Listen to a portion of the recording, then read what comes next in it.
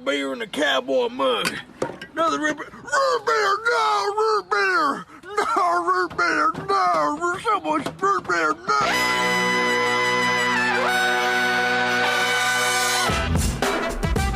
Good morning, sweet world, and welcome to the No Dunks podcast on the Athletic Network. It's March 7th. It's a Tuesday, 2023. Today's episode brought to you by Neutral Vodka Seltzer, made with real vodka, real seltzer, and real juice. It's Neutral, the one with the umlaut. I'm J.E. Skeets, here in the Classic Factory, double checking that today's date is indeed Tuesday, March 7th, and it is. And alongside me, as always, as Tas Mellis. Podcast listeners, this is for you. Next to him, it's the bearded one, Matasha Hot Boy, Trey Kirby. Ayo. Ayo. And last but not least, over yonder, making the magic happen, it's Eshua and JD. How y'all doing? What's up, Ash? I know you were a little groggy when you came in this morning because you said you took the wrong allergy medication. Oh, no. He took the drowsy variation. Yeah. I thought the Ratadine was sitting there on the counter, picked up the Benadryl, popped it, and I was like, what the hell is wrong with me?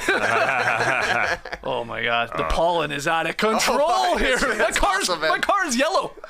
Yeah. I didn't know there were so many yellow cabs here still in Atlanta, but it's insane. I was like, we were shooting around outside yesterday. Just every time the ball would go through the hoop, which was every single shot, when it would hit the ground. Yeah, it's wild.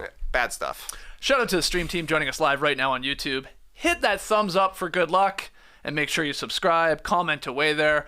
Get your No Dunks merch over at nodunks.com. Hoodies, t-shirts, hats, mugs. We got it all over there. And tonight, join us once again for the No Dunks NBA watch party on playback. We got the link there. Or in fact, I forgot to include the link. Let me add the link to the YouTube show right up. And join us tonight at 7:30 p.m. Eastern. We'll start with 76ers Wolves. But there's a million games on, so the maestro with the remote, Tas Mellis, will be bouncing us around. Can't wait to do that. Can't wait. Also, some other news here. Trey and I are going to be doing some sideline reporting for the G League College Park Skyhawks, the G League Ignite coming to town Wednesday, March 8th. You can catch it on ESPN Plus or Peachtree TV. That's tomorrow. That's right. Tomorrow. Check the dates, Skeets. Yeah, baby, it is tomorrow. And we're partnering with the Skyhawks to send some kids to this game or an upcoming G League game. So if you'd like to contribute, make a donation to send a couple kids to a game, hit the link there. It's also in the chat. It'll also be in the show notes. For every $20 you donate, you're sending 2 kids to an upcoming Skyhawks game. Okay. So yeah, looking forward to Scoot coming to town. Scoot Henderson will be there. Yeah. Wednesday and Thursday. We'll be there Wednesday night doing some sideline reporting. And then Thursday night sitting courtside. Isn't that the plan? That's the plan. We get the seats. All right. What? I thought we had the seats. Okay. Oh, yeah, we do. Well, I'm excited to watch you guys on ESPN Plus or on Peachtree TV. I always forget that is the station. Locals only, yeah. I gotta watch the local version. If you got pollen in your nose, turn on Peachtree TV. By the way, that link, I just confirmed. That one to donate some money to send kids to some G League games, that one is already in there. Nice. So click away and donate. I love that cause. We got to create as many sickos as we can. And what a great way to start by sending kids to a game where they can sit really close. Not a bad seat in these smaller arenas, and it's a really fun experience. So awesome. Okay. We got lots to get to here, as we always do on the podcast. And we had another wedgie, number 40. My goodness, guys, already at 40. It's only March 7th, as I've now said 4 times. And it was Kyra Lewis Jr. in traffic there, getting stuck in Sacramento near the end of the first half. So number 40. Oh, I mean, you don't have to be so upset, Kyra. Well, I mean, and I just don't want to jinx anything here, but like we could be setting an all-time record for wedgies in a season. Oh, I mean, boy. it's in play. Your pace is a little little overboard, Skeets. All-time record is 57. That's 40. What are we on pace for? 53? Yeah, and then the Maybe? Playoffs. No, I think that includes playoffs. Are we sure? We talk about that all the time. Yeah. Okay. Well, there's only 5 weeks in the regular season. Math. Yeah. I think it includes as long as we playoffs. get to 50, I'll be a happy guy. Yeah, 50, key that's right all we there. want. Does anybody remember if we had 54, 56, 58? Not really. Well, wedgietracker.com. Wedgietracker.com. I had to double check in my brain that the all-time high is 57, but that was quick. That is correct. Okay. I'm seeing 58 on Wedgie Tracker. Yeah, that's right. Good thing we have a website. Who cares? Who cares if it's 55 or 59? So, yeah, that was a glorious season.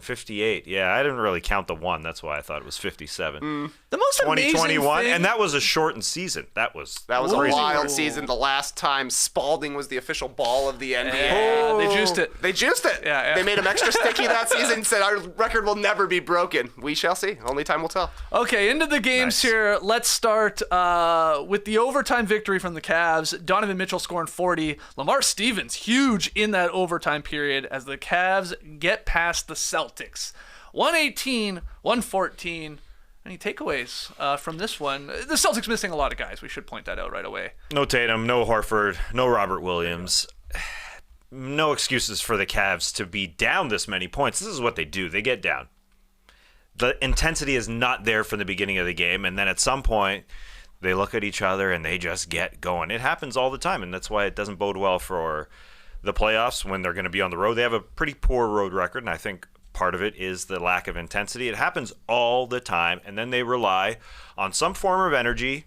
Lamar Stevens was incredible in the fourth quarter. They're always looking for that fifth guy. He came off the bench, hadn't really played in the first 3 quarters, 9 seconds of play, and then in the fourth quarter just got on the offensive glass, grabbed 5 offensive rebounds in the fourth quarter. So they came back from down 11 with 5 minutes left. And another reason why, as much as I'm a Cavs lover, the Donovan Mitchell show at the end of these games, I know he's unstoppable, but really that's their entire offense. I mean, it's really and the Celtics, even though they're a really good defense, they had an off night in this one. It's hard to stop all those spins when he wants to pull up, and then he'll throw down like he did on the Moose in overtime. He is just a one-man show, but they haven't found the way to coordinate guys who are sort of in the lane, like Evan Mobley, who does like to relocate, but they just don't know where to go, and Donovan just takes over, and it's a good thing, but it's also a bad thing, I think. And they take Jared Allen off the floor to open it up for him, and they're 7-0 in overtime games this season. But I still, this Cavs-Knicks series that it looks like we're lining up for, it's going to be a great one. But I'm just worried about this offense and how they just haven't found the right balance and the right intensity for 4 quarters. They just rely on Donovan a little too much. Whatever it is between these two teams playing, man, we always get an overtime game, it feels like. These guys give us some classics here, these squads. But the Cavs pull it out. Lamar Stevens, like you said, huge. I mean, he added another offensive rebound in overtime. So 6 of his... How many rebounds did he end up with? 8 were on the offensive end. Hit a 3. Yeah, he was big. And, of course, we had Grant Williams at the end of regulation having a chance to win it. Really just having to hit 1. And a lot of little trash talking going on, some gamesmanship there by the Cavs, some delaying of guys going back and forth. And it worked because Grant Williams very well missed both of them quite badly, actually. Well, what do free throws do? Win games. Yeah. He said, I'm going to make both. Should have just said, all I got to do is make one. Yeah, you got that really greedy. takes the air out of Donovan Mitchell's trash talk, which was weird in the first place. Came up to him and said, hope you don't miss these. We're going to have to talk about them at the NBA PA meeting. What? You're going to have to answer some questions at the PA meeting.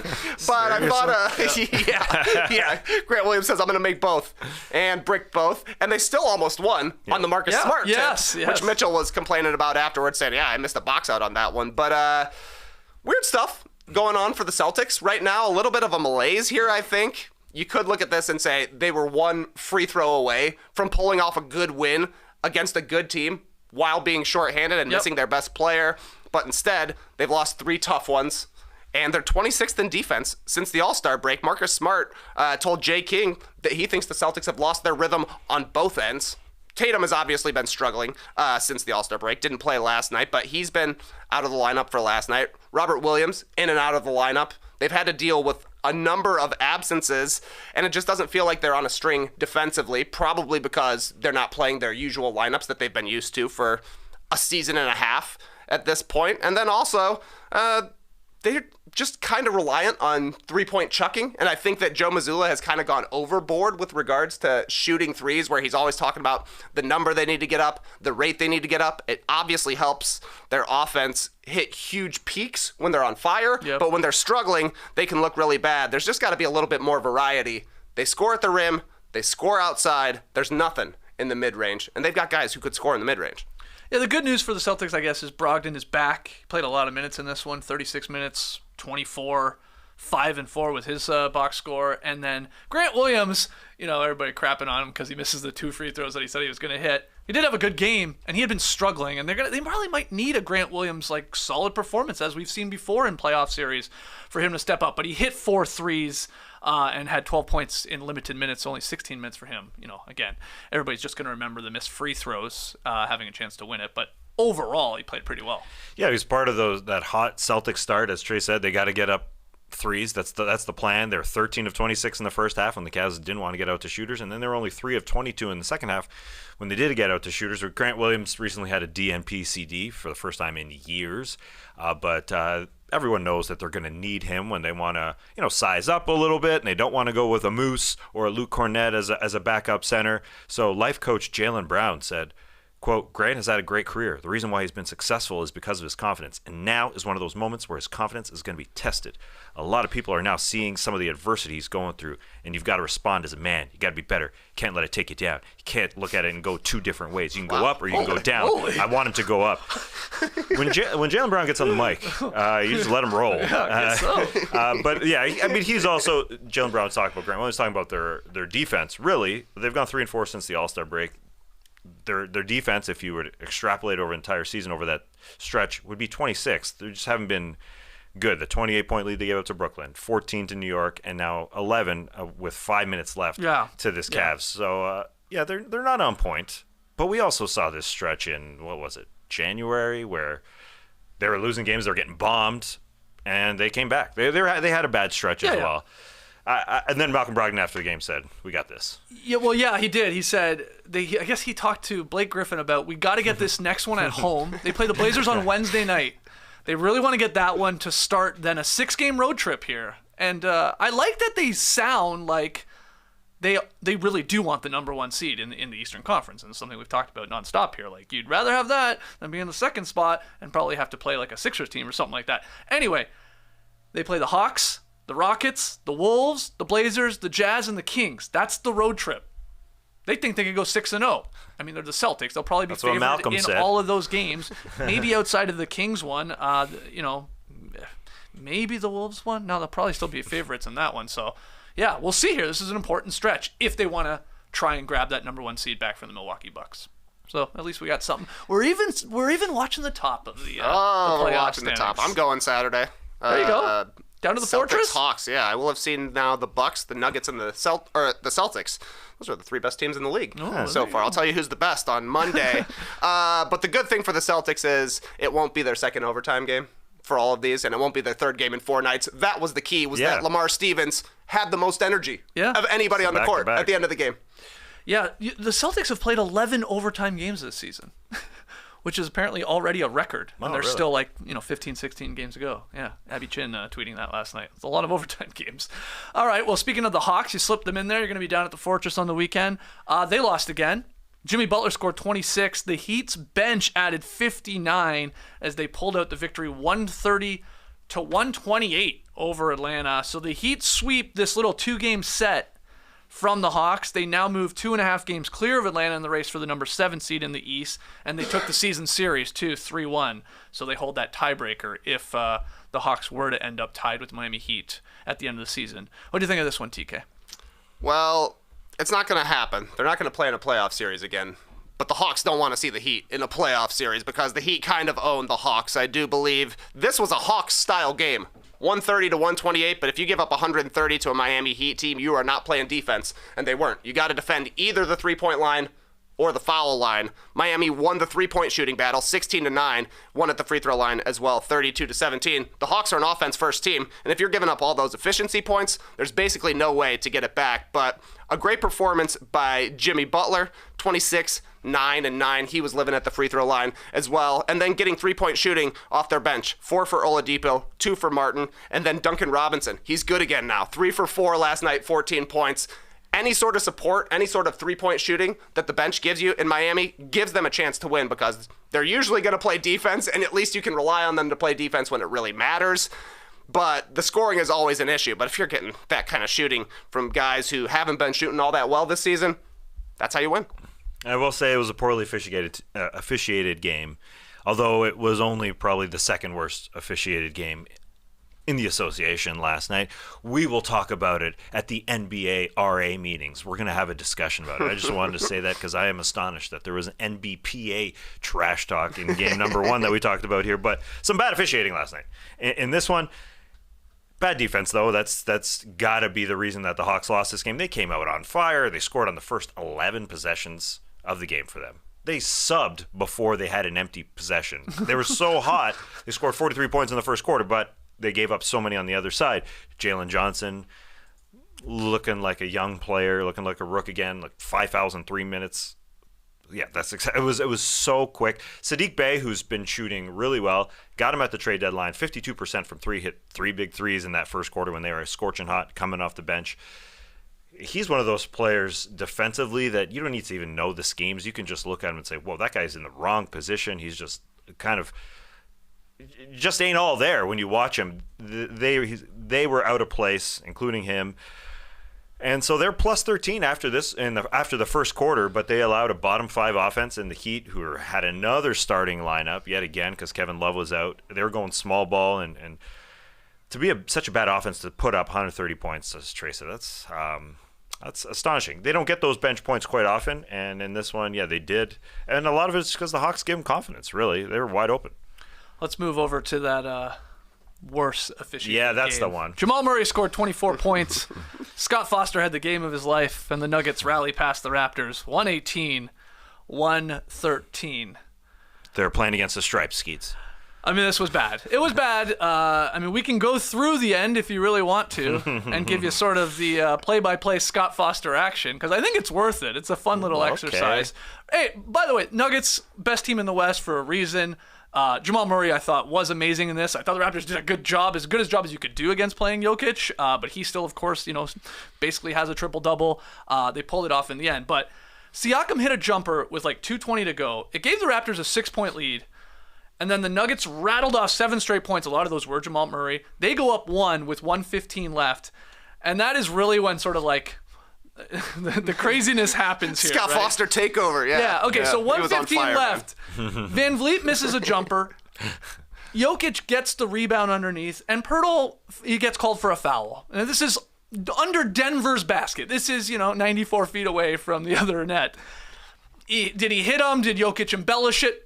We see it. It gets called. Too many loose ball fouls on rebounds right now. It's happening around the National Basketball Association. So let them play. So the Nuggets are in the bonus. So Jokic is going to the line. He hits both of the free throws. The next possession ends with Van Vliet drawing a foul on KCP. Dare I say that one was questionable too? I mean, this was a badly officiated game. Van Vliet, though, he hits both his free throws. And I will credit Mike Malone here, or Michael, which one is it? No one knows. That he didn't use his challenge on that one, because I think he thought about it, kept it in his pocket, and it came back to work out in his favor. So, I said Van Vliet hit those free throws. They're back up 1. 54 seconds left. Barnes is called for a foul while fighting with Jokic on a screen. This is the one that Nick Nurse challenges. They look at it, and the call stands. I was watching last night the Raptors broadcast, but I had to watch this again this morning, this in couple of final minutes and all this nonsense with the officiating. And I decided to watch the Nuggets side of things. Mm-hmm. And I bring that up because on this call, for a good 2 minutes, who is it? Is it Katie Wedgie and Chris Marlowe? Marlowe, I think, yeah, on the Nuggets call. They don't know even what foul they're looking at. They think they're thinking of the foul is on OG and the way he's playing Jamal Murray. There's like some contact, he's driving, it's not a lot. But for a while, they don't even know that it's actually being challenged or what they're looking at. The foul was called on Barnes because Jokic sort of tied him up, and then Scotty's got his arm on him. So they had no clue. And that one was a foul, though. They looked at it, and they said, that was a foul. They call it a foul. The call stands. Okay. He goes to the free throw line. Jokic, man, guy's money there. He hits his again. They're up 1. 49 seconds left. We're going the next way. This is like 5 or 6 seconds later, right? Barnes attacks. Like, he attacks the rim. He draws a foul on Jokic. Foul's called. But Malone, because he had saved that challenge, we're going to look at that one. We're going to see if that was actually a foul. And the refs look at it, and they overturn the call. They say, nope, you know what? Hand part of the ball, not a foul. We're jumping it up at half. what did you think of that one? Because I thought, yes, hand part of the ball. Jokic's hand then goes down to his wrist. That's what happened. Wrist part of the hand. Yeah. According to Scott Foster. That was a tough call. It's a tough one. For sure. I think they were 1 for 2 on those. Yeah, okay. Yep. So we're not done. Denver wins the jump ball. They're still up 1. If the Raptors play defense, in theory, they can get the ball back and have a chance to win this in Denver. 30 seconds left or so. Murray zips a pass to Aaron Gordon sort of by the rim. And Pirtle is like immediately called for a foul. And we didn't get a lot of looks at the actual foul called on Aaron Gordon, or on Pirtle on Aaron Gordon, because right after that, Scotty Barnes says something to the extent of like, you suck at your job and this is a fix basically. According to Worldwide Wob, and you can hear it, y'all are cheating, bro. Yeah, right. Scott Foster especially. And boom. Scott to Scotty says, you're out of here. He drops it to us. Yeah, just like that. So Jamal hits the technical free throw. Aaron Gordon, who was fouled on it was a light foul to begin with, he hits both of his. Nuggets up 4. That's the game. Woof. Yeah. We needed a bang. After the double And so, one more thing to add. After the game, pool reporter action, all that, Foster said Scotty Barnes was ejected with just 1 technical foul for using verbiage which directly questioned the integrity of the crew. That sounds accurate. Yeah, I guess so. You cheating, bro? Nah, you can't do that. I'm going to take this up with the National Basketball Referees Association. Fine. You can't be saying you cheating, bro. Although it was a rough night. You can't be. Are you serious right now? You thought he deserved to be tossed for that? You can't say you. He said. Well, first off, it's not like he was in his face saying it. Foster makes the call. This is Scott Barnes Foster. just got screwed. Let's just say it. Barnes just got screwed on back-to-back, overturned calls that he was involved in, both of them. You got to know who you're dealing with. You're dealing with Scott Foster. This guy's been around. KYP. I know. That's the thing. KYR, know your refs. This guy is making bad calls, but he also doesn't want to have his integrity questioned. Anyway, bad night. Yeah, he was making bad calls to Tim Donaghy back in the day. Oh! Google it. 134 of them to be quite exact. Yeah. I ordered a Scott Foster 48 jersey last night after the game. Incredible performance. To see it on House of Highlights this morning, epic truel. Raptors, Nuggets, Foster. Just incredible stuff from him. That's why we tune in. We want to see a Scott Foster ejection like that. A guy two-hopping to throw out a player. That was just incredible stuff. And what's sad is we have been doing this podcast for over 15 years. There is always like a Scott Foster No Dunks podcast or Scott Foster Starters podcast or Scott Foster Basketball Jones podcast. There's a good 1 or 2 a season where we do this, where we have to come on here, go through the play-by-play, go, what the hell is he smoking? Or, God, how much money did he have on this game? Honestly, Tass, like it feels like there's one good regular season incident, and don't worry, we'll get to the playoffs and there will be another Scott Foster. Yeah, it'll be a Chris Paul game for sure. Yeah. So it's nothing new. Well, getting to the playoffs, I didn't know this. He's nicknamed the Extender for extending playoff rounds. That's his thing. For extending playoff rounds. Man. To extend. That's how you make more money, more games. Come on. Yeah, he's a company man, but I didn't know his nickname was the Extender. It's literally on the internet. It's on his Wikipedia page. The NBA's got to delete that. But since we've been doing this so long, I'm surprised that he's only 55. I thought he's been around forever. Fair. And we've been doing it. I guess he got in young. Well, he's been a ref for like 25 plus years. Yeah, he has been around for a long time. Yeah. Started pretty early in his as far as a ref goes. Yeah, that's not surprising because this man loves to ref. he probably couldn't cut it as a cop, so he's like, I'm gonna be a ref. Somebody's got to call the rules, Skeets. That was bad. I do like the referee who was closest to Scotty Barnes and Jakob Poeltl after the foul and after the ejection. Robert Hussey is the guy, and he's like, he doesn't even looking know. around, like, wait, who got tossed out? What's going on here? What's going on? Well, and He's an NBA referee. And that's what I mean. Like, game. that's why I was pushing back on. Like, he did not deserve to be tossed in a one-possession game where he just had some bad calls against him. He's obviously frustrated. He says he's sort of saying it to himself. He's not dropping F-bombs on him. He's not following Foster. The other officials' tasks are like, what? You seriously? You're doubling down on your shitty calls here and now just like tossing the guy? Because you know what? The truth is Scott Foster probably knows he was wrong and he's like, oh, this guy's, coming at me or saying something. Get out of here, kid. That's bad. It's just It's just bad officiating is what it is. And I don't want to, the Raptors made their own mistakes in this game. They probably had chances to put this game away. They let it go. They let the Nuggets hang around at the end of the first half comes to mind, some dumb turnovers. And they're a great team, the Nuggets. So this is not it's not me crying here, I hope. This is not even really Temper Boy. I was going to wear the shirt today. I thought about it. But it's just that he's just so bad at this. He's just so me. It's Scott Foster time. That's what he does. He needs a signal, like Lillard time. Totally. Yeah, whistle. Yeah, exactly. Whistle time. Yeah, Foster time. Yeah. Why hasn't Foster's sponsored him? The beer. It's they don't want nothing Foster to do with time. it, man. It's Miller time. Screw that. It's Foster time. Crack a beer. Throw someone out of a game. Put on the stripes. Somebody needs to sponsor him. He'd be happy to do it. Yeah, he would be. He would be. He's a big pickleball player, JD. Don't worry about it. Don't get on the mic. I just wanted to say that. He also loves Braveheart, and he loves Ozark. We were doing a deep dive on Scott Foster today. And what was the musician that he loves, Trey? I remember Michael Franti and the Spearheads or something. Hey, that song. Scott Foster just bumping it. Yeah, Michael Franti and Spearhead sings that song. Love that song. Guys, Ben Harper wannabe. All right, anyway. Any other thoughts? But who was around let's first? Keep talking about fouls here. Okay. Let's keep talking about fouls because there was a smart foul in this game. Okay. When Nikola Jokic wrapped up Jakob Poeltl because Poeltl was going up to set a screen, ergo he is involved in the play. You can then foul him away from the ball. Yeah. He had to go to the free throw line. He missed both of them, and the Nuggets broadcast was raving about this foul call. The guy's a 2-time MVP. He's probably going to win his third. Yeah. And this, to me, was Jazz broadcasters talking about Rudy Gobert's screen assists. We're raving about a clutch foul here. Well, they tend to go a little overboard giving praise to anything. That was some homery. Guys, is elite. He is elite. Oh, what an elite fouler. What a crazy game. Crazy ending, but good job by Scatfaster. Scott versus Scotty, man. I mean, that might be a Survivor season coming up. We got Bruce versus Bruce, and then Scott versus Scotty. The other games last night, let's keep it going here. I'm going to lump them all together, talk about any of these you want. We had Embiid scoring 42. Sixers beat the Pacers 147-143. In the AP report headline, without much D.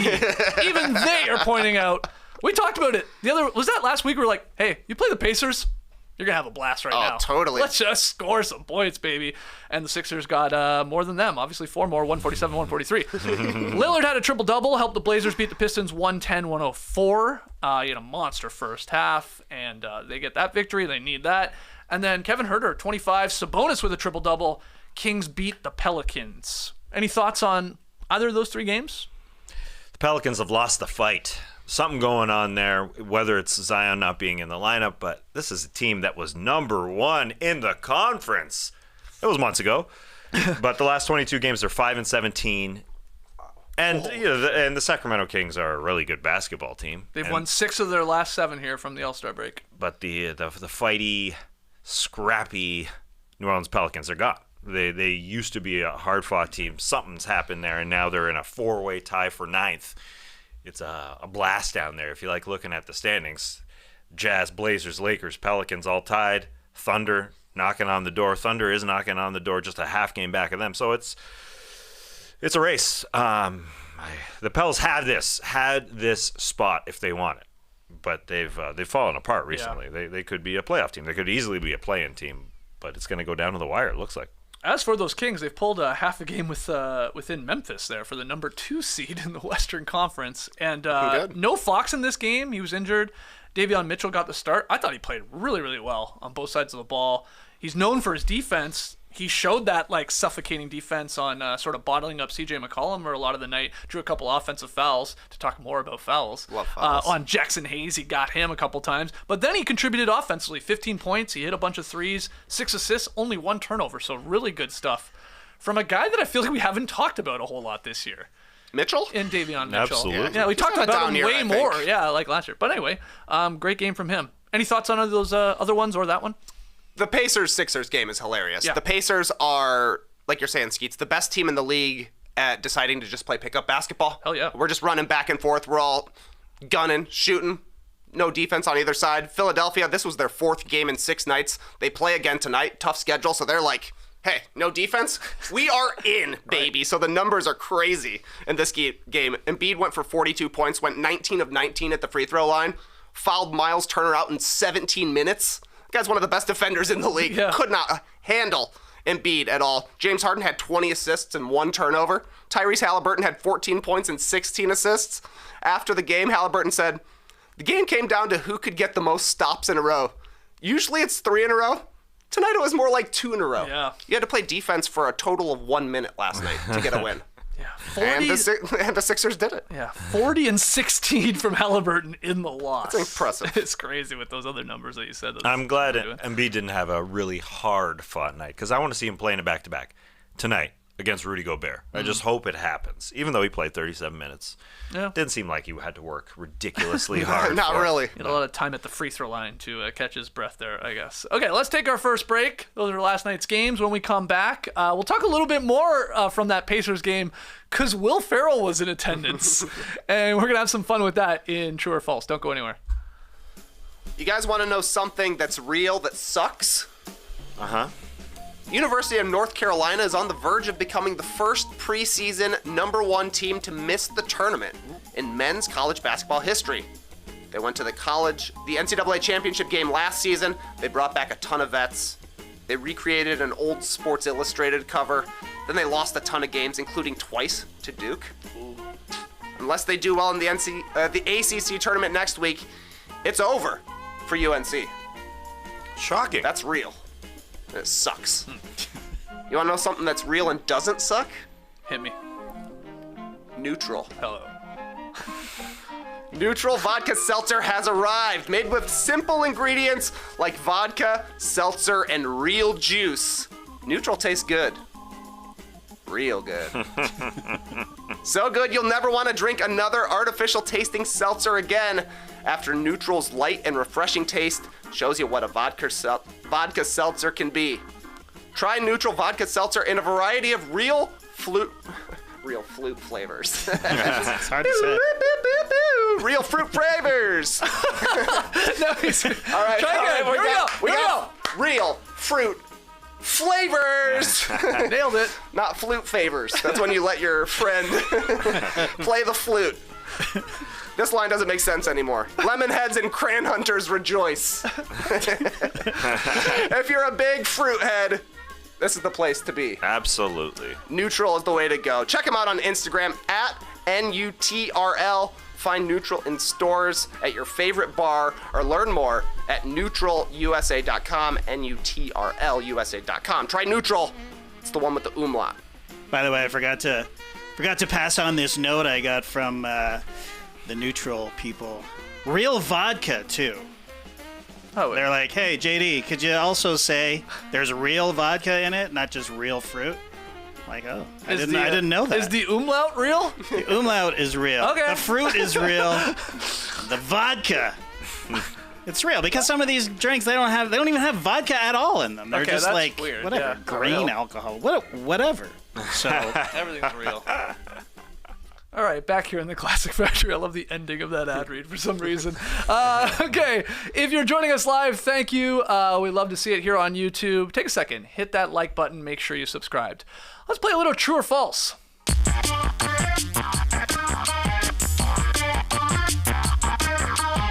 Yeah, some true or false questions for you guys. Some fun ones. Some serious ones, like this first one. We have a little bit of an update, I guess, with Ja Morant. Police in Colorado said Monday they are investigating Ja Morant's actions from the weekend after the Grizzlies star posted on Instagram live video in which he displayed what appeared to be a gun at a nightclub. Colorado is an open carry state, although there are some exceptions to the law.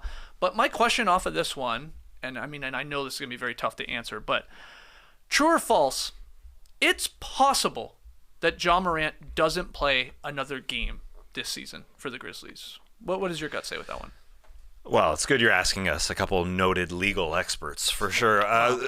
When it comes to this part of the situation, this particular part, Colorado investigating the club, that a gun was out, it was on IG Live, I think it's false. I think it's very difficult to say anything was done wrong. I think just because everything is about narratives and the way you react to things, I think Colorado Police is just putting out this press release.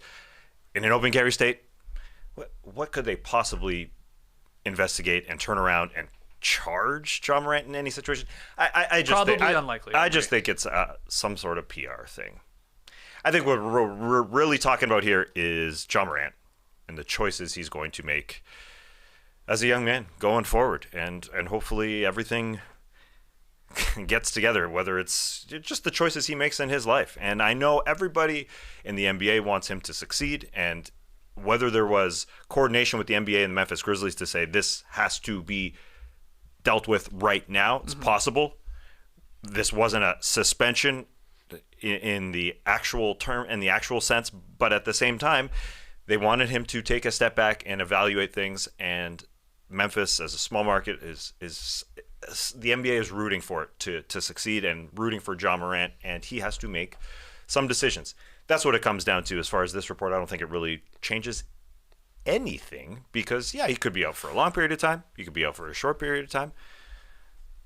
But I hope and assume he's dealing with it. That's all I care about. I would only push back on, I don't think it's going to be because of like the Colorado Police that he is maybe not playing another game this season. What is interesting is that NBA rules prohibit a player from possessing a firearm while on team property or traveling on team business. And if he seemed to have been traveling with this gun, this alleged gun that he had in the nightclub, that could get his ass in a lot of trouble. I mean, Gilbert Arenas was suspended for the rest of the season when guns were in the locker room.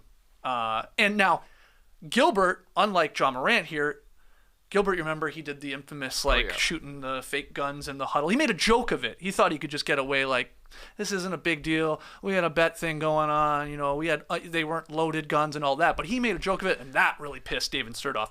That's the other difference maker here. This is Adam Silver. Obviously, David Stern no longer with us, no longer the commissioner. So that's a big difference.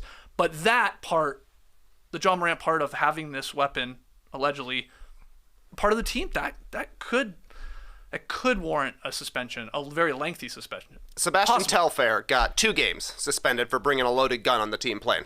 Exact same scenario. Steven Jackson suspended 7 games for firing a gun in a parking lot at a strip club. And then, like you're saying, Gilbert Arenas was suspended indefinitely, but his was guns in the locker room. It was only 8 games, really. Yeah. Because it was pretty late in the season. So, I guess it's possible that Ja Morant could be suspended for the last 16 or 17 games of the season here, but I think it's more likely somewhere like 3 to 5 games. Yep. And obviously sort of already serving 2 as it is. The Athletics' Shams Charania reported last night that the Grizzlies recently held a team meeting, too, led by veteran Steven Adams, that specifically addressed this, going out on the road and maybe having a little too much fun. We should be zeroing in on, the playoff push here and all that. And it was clear, I guess, in this meeting that what Steven Adams was saying was directed at Ja Morant. But this happened before this incident in the nightclub. Just another little note there from Shams. Next one. TK, you called it. Giannis said he stole a triple-double. The NBA said, give me that.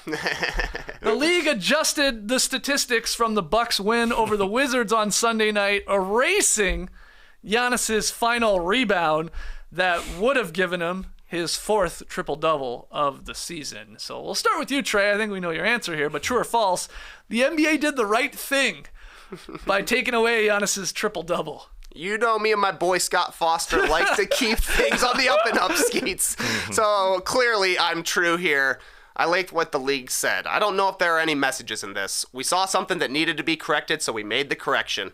The NBA cited a rule that states a field goal attempt is a player's attempt to shoot the ball into the basket for a field goal. Just kidding. That's from when Bob Sura did the same thing. And they rescinded it. It's called history. Yeah. Read up, people. If they're doing it to Bob Sura, they got to do it to Giannis Antetokounmpo. And I saw on Basketball Reference today, they've updated it already. It says 9 rebounds in there. I was personally hoping for a strike through of the 10 and then a 9 written in a small font next to it.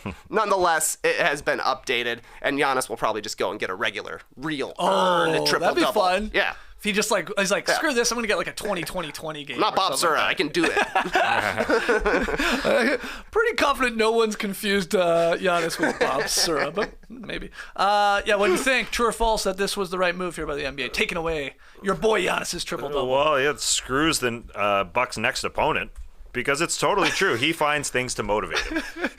He does. Throughout the season, he's found other MVPs having great games. He goes out and has monsters. He may not say that's motivating him, but they get Orlando tonight.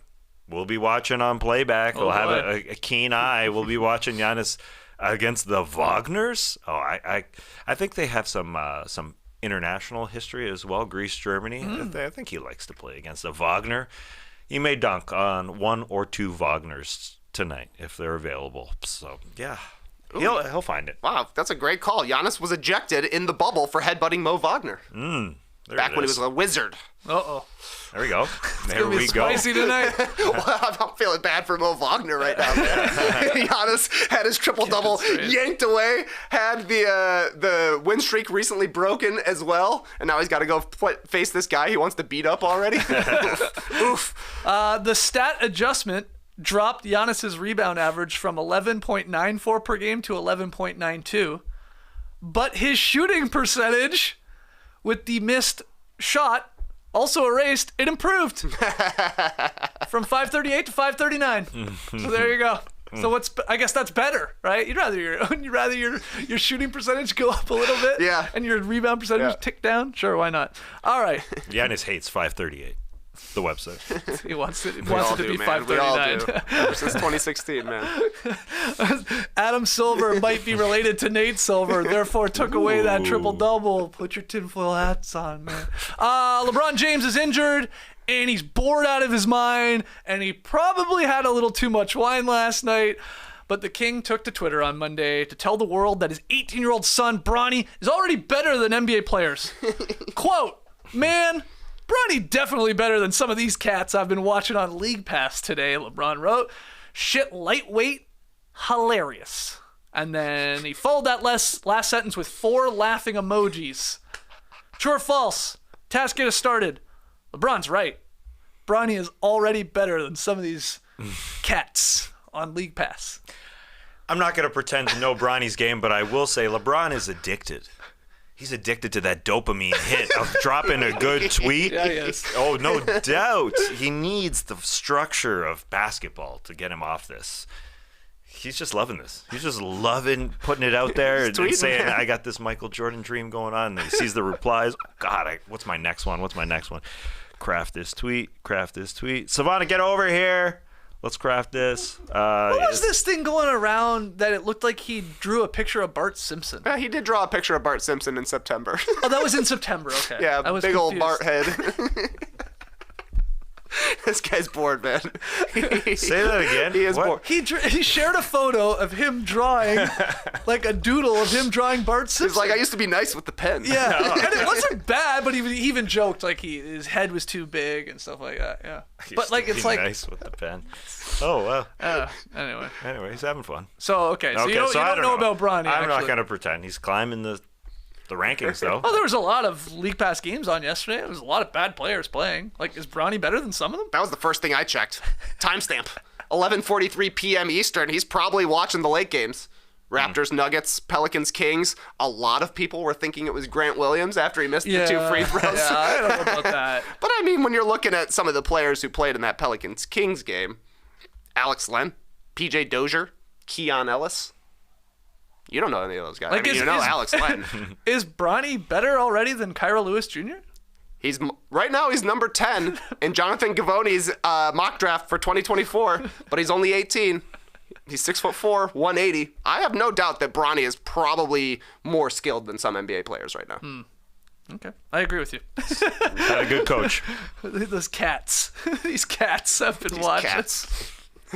This guy. What a run. He's on a back-to-back run here of incredible tweets. All right, our final... Bronny's going to make it to the NBA eventually.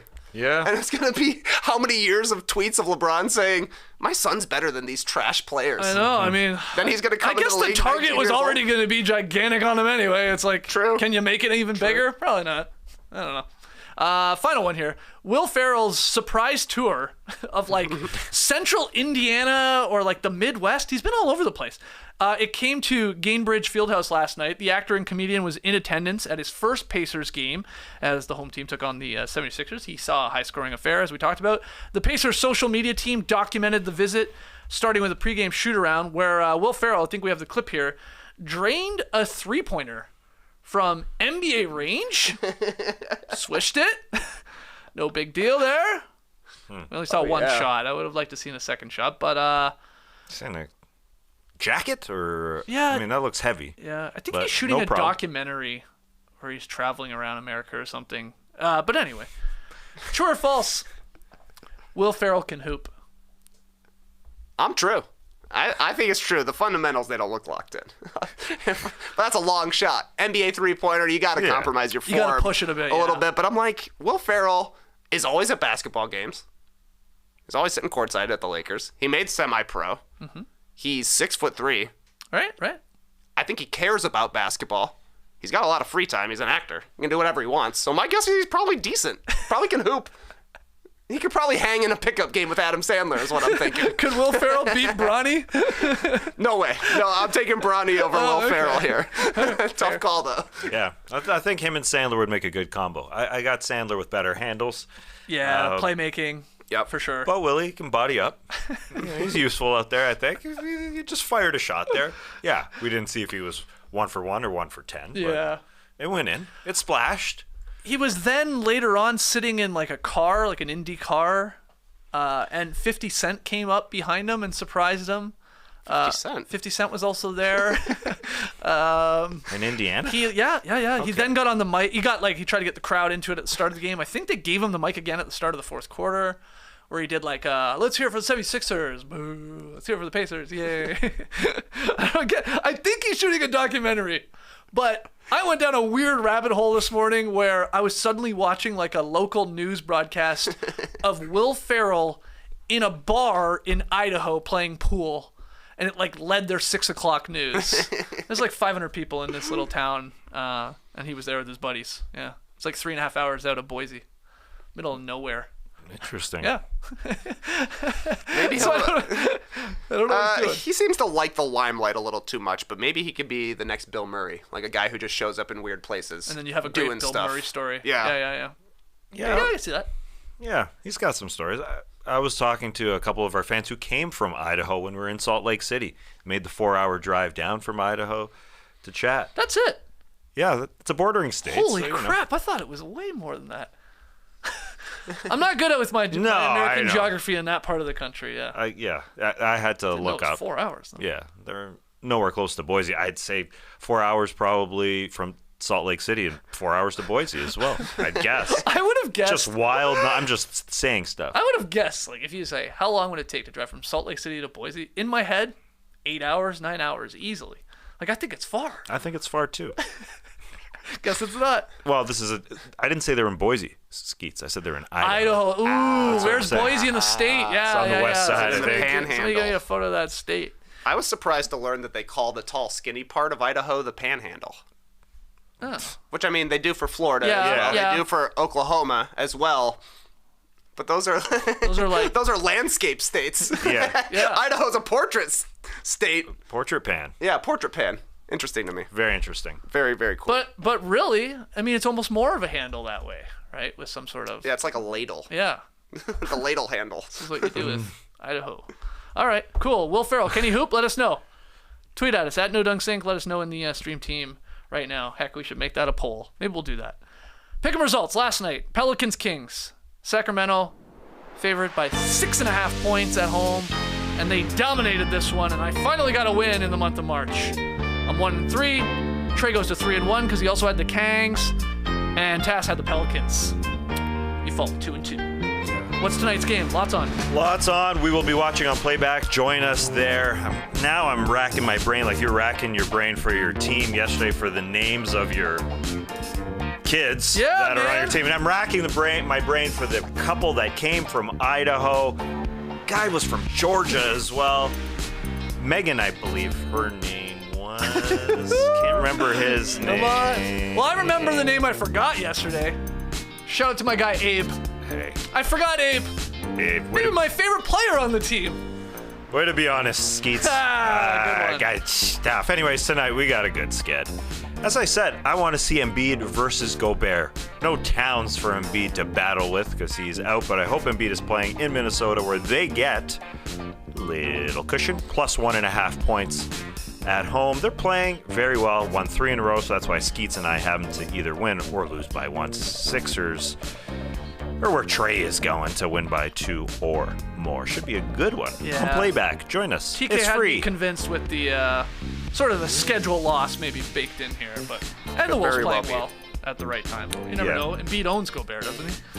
Kicks his ass. Oh, yeah, he does. Yeah. He's a very it'd also good be player. McDaniels versus McDaniels. Very exciting. Ooh, exciting. These guys are fired up. Sickos. That's the sicko stuff we're looking for. That poll went up a minute ago, but we have some pretty dominating results already, I would say. Let's say call it. It's over. Call it? Hey, Nate Silver, call this one. All right, we'll call this one. 83% say Will Ferrell can hoop. Yeah. So we're going to change the poll.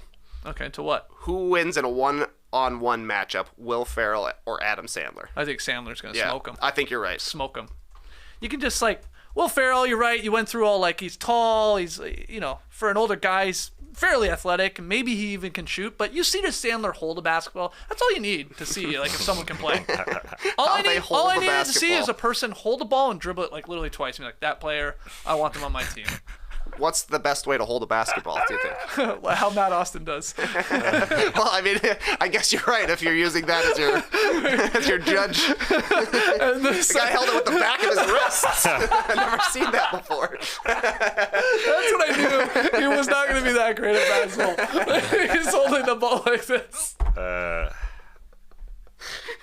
Oh, man, yeah. That is a classic. Who has that clip? I love that I got clip. it on an external hard drive somewhere. I love that. Got to dig it up. Oh, it's so good. All right, let's get to tweet of the night. Tweet of the night. Wow. Twitter. This tweet comes to us from @Boardroom, so I'm guessing Kevin Durant tweeted it personally. Yesterday, on this day in 1912, Oreo cookies are introduced. Look at that trash-looking Oreo. They had terrible-looking Oreos back in the 1900s. 111 years later, Oreo is available in over 100 countries and the best-selling cookie brand worldwide, with $4 billion in 2022 annual revenue. Greatest cookie ever? Boardroom. Looking for some engagement, are you? I'll say. Greatest cookie ever? I don't know. I mean, Oreo's got a great track record. Oreos are great. 111 years in stores? They didn't even drop chocolate chip cookies until 1938. Wow.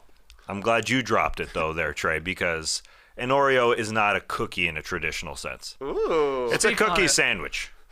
It's a different type of cookie. You add a creme, you add a cream to 2 wafers.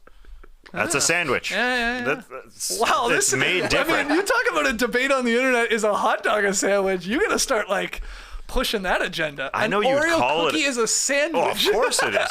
Of course it is. You don't just throw flour, butter, sugar, and a couple additives like a chocolate chip and throw it on a pan. You have to. It's a separate cooking process, separate baking process. It's not the same. It's just not. They've done really well. I would rather have a regular great run. Oreo. They've had a very good run, Boardroom. You're right. I'd rather have a regular Oreo than an Oreo thin. Speaking of our man Matt Austin, he'd go down to the snack tray, sort out the Oreo thins. Hold them like this. Hold them like this. Carry a whole sleeve. He wrist to only wrist. carries things like this. Doesn't want to touch his fingers to it. No one ever taught him how to properly hold things. Yeah, he Is liked an Oreo that. thin? Okay, I would say the majority of people eat Oreos by taking off one of the wafers A and majority? eating. I don't know. Okay, a good percentage. But the Oreo thin, maybe a better ratio for some to just bite into like a sandwich. Anyway, I'm a standard Oreo person. I don't need a vanilla Oreo or all the 6,000 million No, flavors. I'm with you. Where that they can change because it's a sandwich. Wow. Mint You cream. blew my Change mind the with this one. toppings. I'm never gonna look at an Oreo That's great. cookie / sandwich again. The same for sure. It's different. It's different. Different category. Different part of the board if you're selling cookies. So what's the greatest cookie ever then? It's just a chocolate chip. Facts. They did good with that. The elves. I think it was Nestle Toll House invented the chocolate chip cookie. Oh, really? Imagine when they baked that first batch. Can you imagine being in that treehouse when the elves are cooking it up? Holy crap. You're like, what is this? Think about how good chocolate chip cookies smell, and you know what they are. The first time smelling them, Oh, man. blowing your mind. Yeah. Then a little elf walks up, cup of milk. Yeah. Dip it in these. Oh, Jesus. It's the chocolate chip. I'll say, coming on late here, I don't even know when it came onto the Girl Scouts cookie scene, but I destroyed a box of, they're called Adventurefuls. Oh, yeah. These are like the brownie-inspired cookie with some caramel and a little hint of sea salt on top. Oh my God, I took the sleeves down. You feel like a monster. The boxes are so tiny. I feel like Boban eating them. The box is tiny. The cookies are tiny, and then they're gone in one sitting. I wouldn't feel as bad if they were normal size, but anyway. Like Those the are good. cookies bigger, is what you're saying? Yeah, it's like it plays trick. Like when you can eat a cookie just one bite. like that's a cookie should have to be eaten in Multiple 2 to 3 bites. bites. Yeah. Yes, it should. But they make them so adorable. They like pop them in. They're I like would love to Tic see Tacs. Matt Austin with a sleeve of cookies between his wrists, eating it like a corn cob. I ordered So not each cookie individually, just a He's bite eating them from all at a once. dozen. Yeah, he puts like a It's tough to rotate though. He puts a skewer through the sleeve and then unwraps it. So dumb. Oh man, I can't wait. I just ordered my Girl Scout cookies on Friday. You just ordered them? I ordered them at the Buzzer. Oh, okay. Yeah, mine came a couple weeks ago. I was waiting for the deals. Same price, and it turns out you got to get hand delivered. Caramel Delights. Didn't have Toast Yays on my order form. I bypassed the Adventurefuls. I was panicking. I was like, I gotta get my order in. But at least we got 2 sleeves of Thin Mints coming in. One for the freezer, one for the meezer. What's the best Girl Scout cookie? Samosa. Oh, you want my box? Samosas. Those are the worst ones. I think they're the worst ones. love It's all no. coconut. It all depends how you feel about coconut. Yeah, you hand deliver those to me. Yeah, please. I'll bring those in. Nice. I don't know why I bought them. I thought Nora liked them. She's like, I don't like these. I'm like, well, I hate them, so Nice. I gotta box them. Yeah. I love them. Do you have a favorite, Tass? Those ones. Oh, you do. Okay. Cocos. Okay. I mean, the peanut butter chocolate ones are. Those are tasty. Thin Mints are the way to go. Thin Mints. I'm a That's Thin the Mint They're man good. as well. I'll eat Best them. one. I had some yesterday. I got a box of those as well. Do you put them in the freezer? Hell yeah. Yeah. That's the way to do it. It's the only way to do it. It's good. Yeah, they're good. They're good. All right. Yeah. Well, what's the greatest cookie of all time? Let us know right now in the stream team or tweet at us at NoDunkSync. Let's call it there. Fun show. Join us tonight. Playback, watch party. We'll start with 76ers Wolves. We will bounce around because there's a million games on. Pau Gasol, I believe, is getting his jersey retired tonight. Tonight? I think so. Nice. That'll I know probably it be was the soon. later game there in LA. I'm not sure if we'll still be on for that, but I think that's happening tonight. But anyway, join us. You can sign up for a free account through Playback, and then you sign in with whatever your streaming service is, Hulu or International League Pass or DirecTV, whatever. It's pretty cool, and we all watch the game at the exact same time. You can see us. We can all comment away. It's so much fun. 7:30 p.m. Eastern tonight. And hit that link to help send some kids to some G League games here in Atlanta. And really excited what you guys are going to be doing tomorrow on ESPN Plus. Tass and Trey on the sidelines. You guys going full suits? Hope not. Hope No? not. I hope not. Actually, I Keep have a cash. fresh suit. I do have a fresh suit. I ain't gonna wear it though. All right. No chance. Well, that's tomorrow. Girl Guides delivered a suit too. That's sick. Ooh, that'd be a nice question for the guys. What's your favorite Girl Guide cookie? Girl Guide cookie? A Girl Guide is the Canadian. Yes, I did say Girl Guide. That's a good question Girl because Guide. the only thing I've got written down so far is I like all the pollen. It's like there's 3 things to talk about in Atlanta with anyone: weather, traffic, pollen. which is kind of weather. Yeah, it's true. Yeah. But it'll work. Can't wait to hear what Langston Galloway has to say. Add cookies to the He'll have a mix. good I love that, actually. Hey, I do love Is that. an Oreo a cookie or a sandwich? See what type of Let's response see. you get. All right, we will see you guys later tonight. If not, tomorrow here from the Classic Factory at 10 a.m. Until then, Clipper Bros. You heard it here first. Have a great time. Turn up. Love you guys. Awesome. Thanks for joining us, and remember, new topic of conversation coming up this week, Trey. Daylight savings time this Saturday. Oh, I is want it? to be the first to tell some of you. Okay. JD and I were talking about it yesterday. Here it comes. We lose an hour. Spring forward. We do. Brace the day, people.